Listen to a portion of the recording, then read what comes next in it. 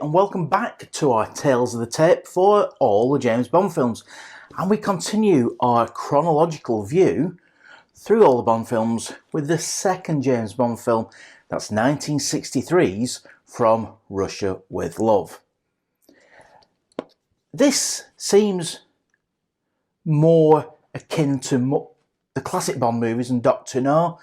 Don't forget, as I said in our last video, Dr. No, Connery was pretty much still finding his feet a little bit, but in From Russia with Love, Connery is pretty much a fully formed James Bond.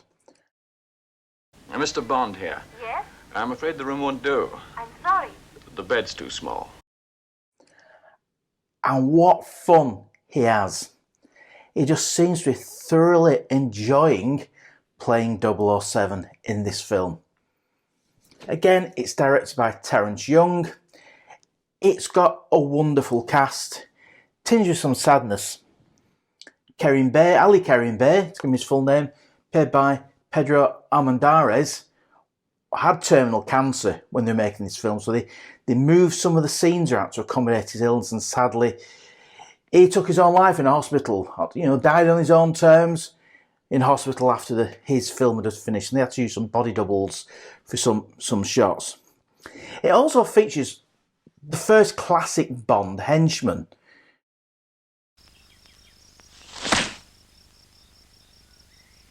He seems fit enough. Red Grant, played by Robert Shaw. Now, Robert Shaw looks like a big imposing character in the film, but I read he stood on a box because he was 4 inches shorter than Sean Connery. Grant is kind of omnipotent in this film.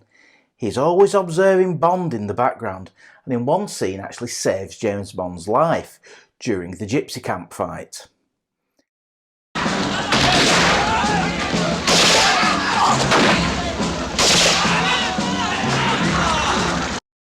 This is classic 60s espionage stuff, and lifted pretty much from the pages of the Fleming book.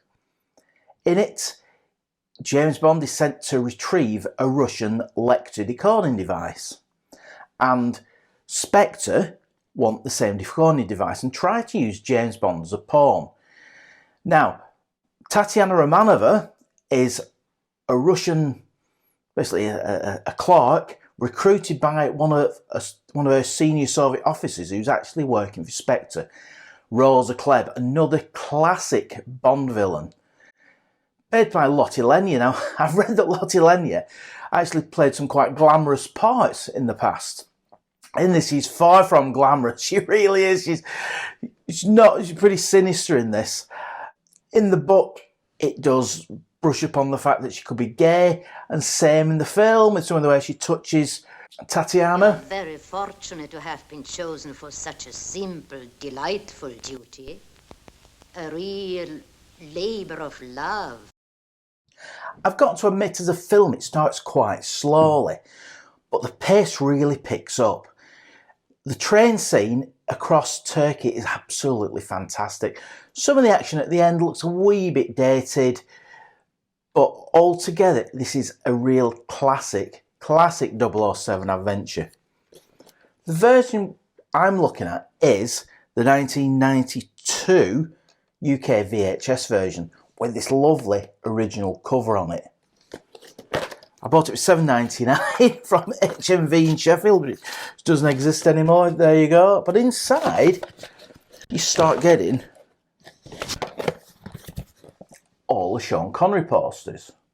An advert for the James Bond fan club. So it's nice to have some artwork of all the other films inside the box.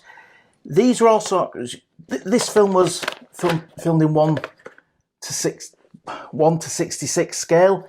This pan and scan. This was not released in widescreen. Only the widescreen editions were for the Panavision versions. So you don't have any pan and scan nightmares because the film scales aren't greatly different. Colours stand up pretty well on this, although it is a little bit dark for my liking. But these series of video recordings were pretty good. The film does see the end of Eunice Gayson as Sylvia Trench, who was going to be Bond's continuing girlfriend in this, but she went in the back of Bond's Bentley, his literary car, and was never seen again. Even though Universal Exports were trying to get hold of Bond on a very early cell phone, a very early mobile telephone that was in his car, and a good old-fashioned British Bakelite handset.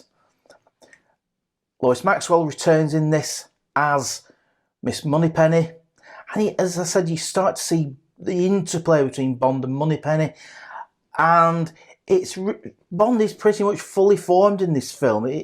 Connery does a tremendous performance, he really does. Some of the other supporting casts quite easily. Daniela Bianchi was dubbed, yes, another dubbed Bond girl, unfortunately, and she actually won Miss World, and the two runners-up, Aliza Gur and Martine Beswick, I'm not sure how you pronounce it, they played the gypsy girls who had a fight, and Bond saved them from the fight to become friends with and finish off some filthy stuff, this bottle of strange-looking alcoholic beverage. Great fun.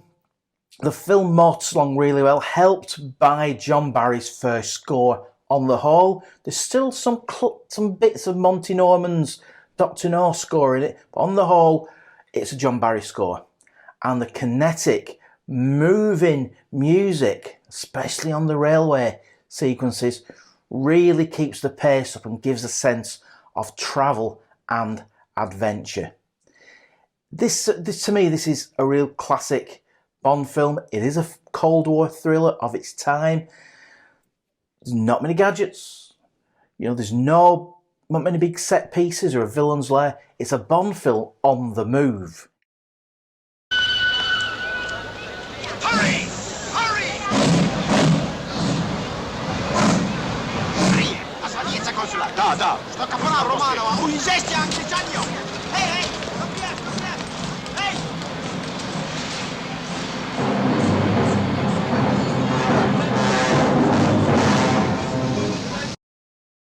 I'm completely biased with this film because I love films that are set on trains.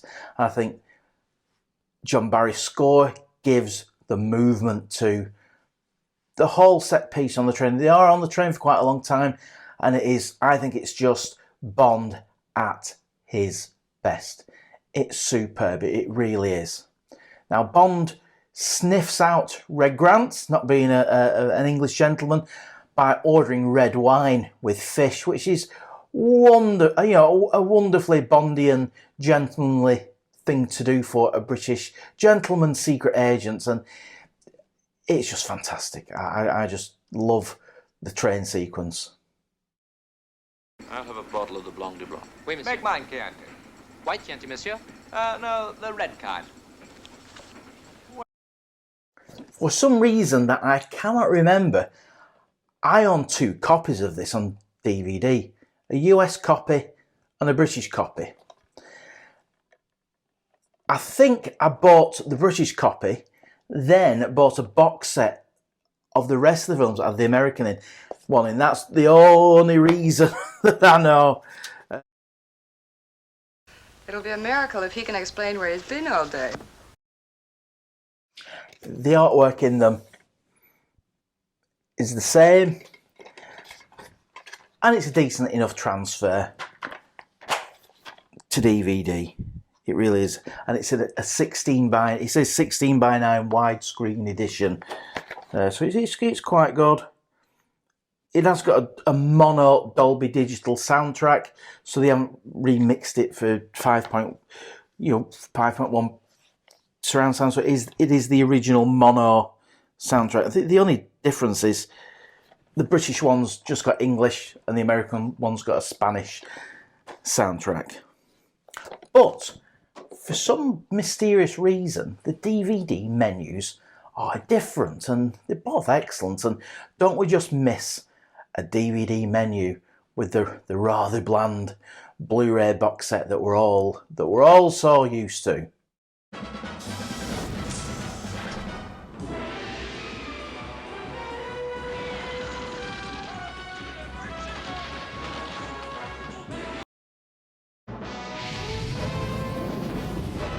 More onto the breach, dear friends.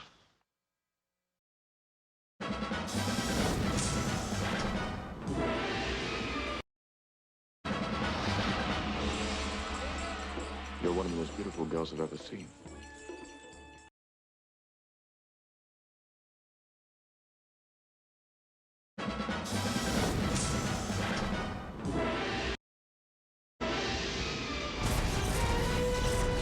James, will you make love to me all the time?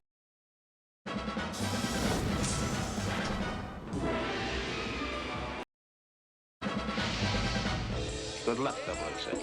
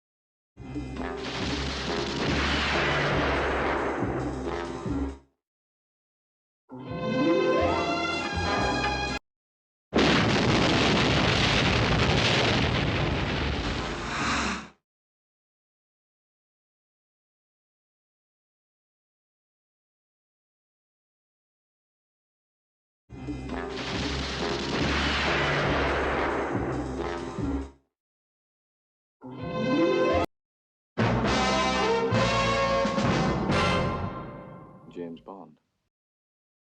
Sadly, it is the last Bond film that Bond creator Ian Fleming saw, but he's Sean Connery's personal favourite, and even though I never bought the game, Sean Connery returned many years later to do the voiceover for the From Russia With Love computer game, which is quite interesting after so long leaving the role in Never Say Never Again.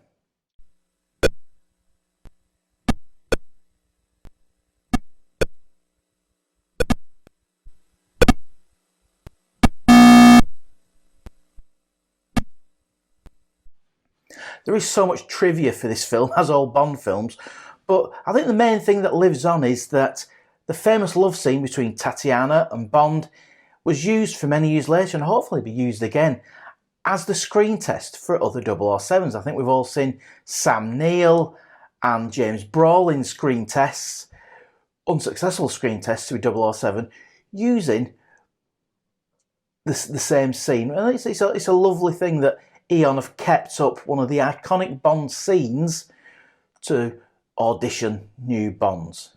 A real nice touch, I think that is. So, how do we score the second 007 adventure? And our scoring system of 007s.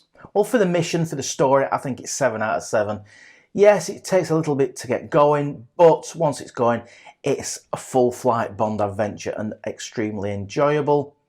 For the spectacle, I will give it 5 out of 10. It's not the most lavish of Bond films, but especially the interior shots are absolutely gorgeous in the way the film is shot. And the train sequence, especially the fight train sequence, is worth the entrance fee alone to the movie. And as for the score, I will give it 6 out of 7. 6 007s out of 7 007s. The John Barry score is amazing. Unfortunately, it loses one mark because they do use a bit of Monty Norman's rather dated Dr. No music for 1 or 2 scenes. A bit unfortunate that. John Barry score is wonderful. The theme tune by Matt Monro, I wish they'd use it in the main titles, I really do. It's nice that they put the theme tune in when Bond is getting down to business with Sylvia Trench beside the river. This film's also the first Bond film where we heard the 007 John Barry theme. I like that, and I don't think we've heard that since Moonraker, so that'd be nice, something to be resurrected for Bond 26, hopefully. So, a good solid 6, lose a score, lose a mark for that rather dated Monty Norman music creeping back into it. So, an excellent entry into the Bond canon. second film, Bond's fully formed, and we are up and running, and we are looking forward to Bond number 3, which of course is Goldfinger. Thanks for watching. Hope to see you again soon.